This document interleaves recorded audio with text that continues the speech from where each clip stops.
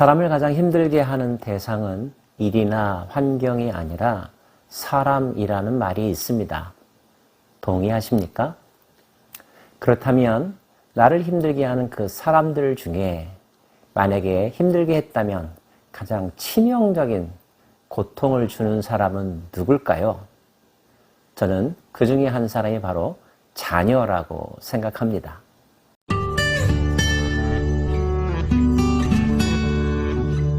시편 143편은 다윗의 시이고요. 학자들은 이 시가 다윗이 압살롬의 쿠데타로 인하여서 왕자를 내어주고 도망 다닐 때 지은 시라고 해석하고 있습니다. 다른 사람도 아닌 자녀에 의하여 칼끝이 자기로 향해졌을 때, 그래서 그 자리를 떠나 도피 생활을 해야만 했을 때 그 아비의 심정은 얼마나 치욕스럽고 고통스러웠을까요? 그런 배경을 생각하면서 이 시를 묵상하면 다윗의 마음이 좀 더 가깝게 느껴진답니다. 여호와여, 내 기도를 들으시며 내 간구에 귀를 기울이시고 주의 진실과 의로 내게 응답하소서. 주의 종에게 심판을 행하지 마소서. 주의 눈앞에는 의로운 인생이 하나도 없나이다. 늘 하나님을 찾았던 다윗, 지금은 아들 때문에 하나님을 찾고 있습니다. 그러면서 그는 이렇게 간구합니다. 주의 종에게, 즉 자신을 심판하지 말아달라고, 정죄하지 말아달라는 것입니다. 왜일까요? 자신도 죄로 가득한 인생을 살아왔노라고 말하고 있는 것입니다. 자녀의 잘못을 고발함과 동시에 자신이 자식들에게 어떻게 했었는지 자신의 마음을 알아달라고 하는 하소연을 할 것 같은데 적어도 시 첫 부분에 그런 내용은 없습니다. 그는 철저하게 자기 자신을 성찰하는 기도를 드리죠.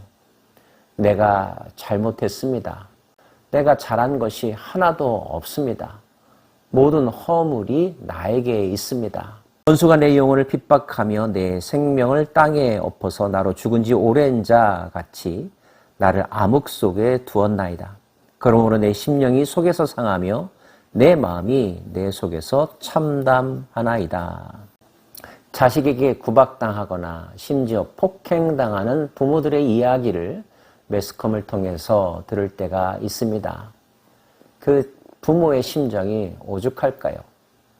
그럼에도 불구하고 부모는 사람들에게 자식에 대해서 험담하지 않습니다. 그저 입을 꼭 다물 뿐이죠. 혹여라도 그 자식에게 해가 돌아갈까봐, 또는 누워서 침뱉기 하는 것과 같은 행동을 하고 싶지 않아서겠죠.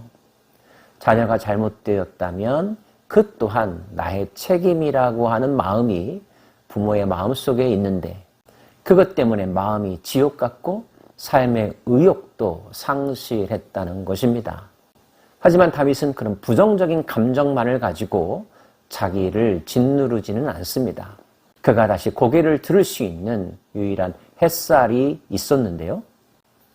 내가 옛날을 기억하고 주의 모든 행하신 것을 읊조리며 주의 손이 행하신 일을 생각하고 주를 향하여 손을 펴고 내 영혼이 마른 땅같이 주를 사모하나이다. 오랜 동안 비가 내리지 않아서 가무로 갈라진 땅을 보신 적이 있으십니까? 비가 내리기를 농부는 학수고대합니다. 비가 떨어지면 땅은 그 비를 모조리 흡수하죠. 비로소 말라 비틀어져 가던 생물들이 소생하게 됩니다. 다윗은 그런 마음으로 하나님을 찾는다라고 말합니다. 하나님을 찾을 수 있었던 이유는 그가 옛날 일을 기억했기 때문입니다. 그 옛날에 어떤 일이 있었을까요? 그가 목동으로 있었을 때, 잊혀진 막내 아들로 살아갈 때, 사울에게 쫓겨 도피 생활을 할 때, 위기 가운데 그를 지켜주셨던, 그에게 살 길을 열어주셨던 하나님을 기억해낸 것입니다. 사랑받았던 기억, 은혜받았던 기억, 이것이 소중한 이유는 어느 순간 그 기억 때문에 다시 하나님을 찾는다는 거죠. 그래서 어린 시절에 좋은 경험을 하는 것은 매우 중요하답니다. 여호와여 속히 내게 응답하소서. 내 영이 피곤하나이다. 주의 얼굴을 내게서 숨기지 마소서. 내가 무덤에 내려가는 자 같을까 두려워하나이다. 아침에 나로 하여금 주의 인자한 말씀을 듣게 하소서. 내가 주를 의뢰함이니이다. 내가 다닐 길을 알게 하소서. 내가 내 영혼을 주께 드림이니이다. 아침은 단지 잠자던 자가 눈을 뜨는 시간이 아닙니다. 아침은 새로운 창조, 새로운 세상이 열리는 때이죠.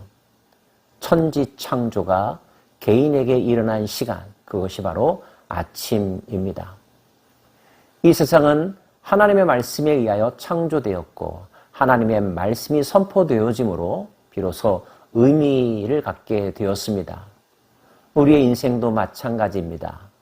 혼동 속에 있던 우리의 인생이 질서가 잡힐 수 있는 것은 하나님의 말씀이 선포되어지고 그 말씀에 영혼이 순종할 때입니다. 아침에 일어나서 걱정과 근심으로 하루를 시작하기보다 하나님으로부터 들려주는 위로와 축복의 말씀을 듣고 하루를 연다면 그가 가야 될 길, 그가 해야 할 일들 시행착오 없어질 것입니다. 열매 있는 삶을 살게 되지 않을까요? 다윗은 말합니다. 고난을 생각하면, 배신을 생각하면, 아들로부터 찔린 마음의 상처를 생각하면 더 살고 싶지 않을 정도이지만 그러나 내가 그 어둠에 갇혀 있지 않겠습니다. 하나님, 새로운 햇살을 내게 비추어 주십시오. 아침이 열리기를 원합니다. 그 아침에 하나님의 음성으로 새 힘을 얻기 원합니다. 갈 길을 밝히 보여주십시오. 큐티하며 묵상하는 이유, 하나님으로부터 내게 주시는 말씀을 듣고자 함입니다. 말씀을 들을 때 우리의 영은 살아납니다. 영혼이 잘 되면 범사가 잘 될 수 있습니다.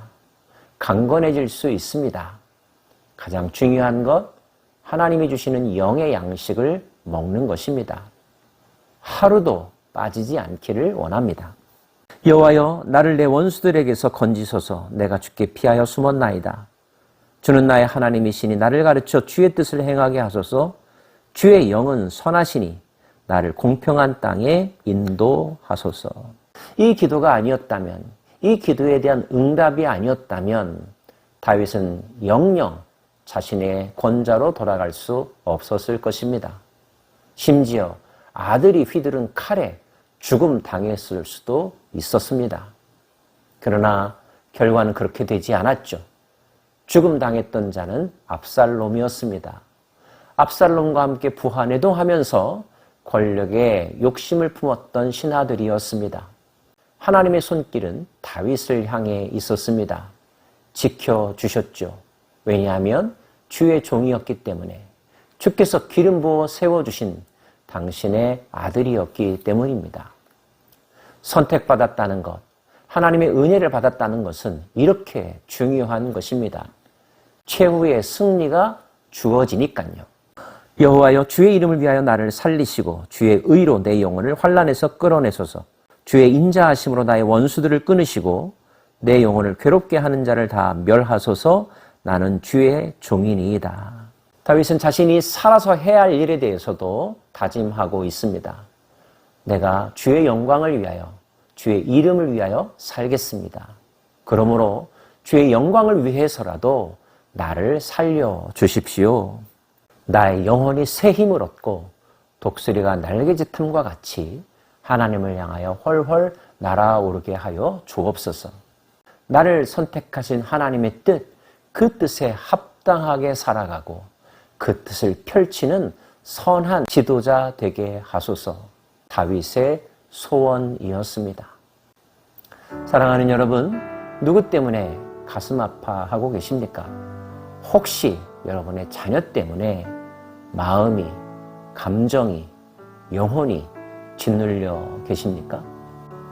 오늘 다윗을 생각하면서 기도할 마음, 기도할 힘을 대충전하시기를 원합니다. 회복이 있을 것입니다. 부모와 자녀 관계의 회복, 가정의 회복, 영혼의 회복, 예배의 회복, 회복의 은총이 여러분에게 충만하게 임하시기를 간절히 빕니다.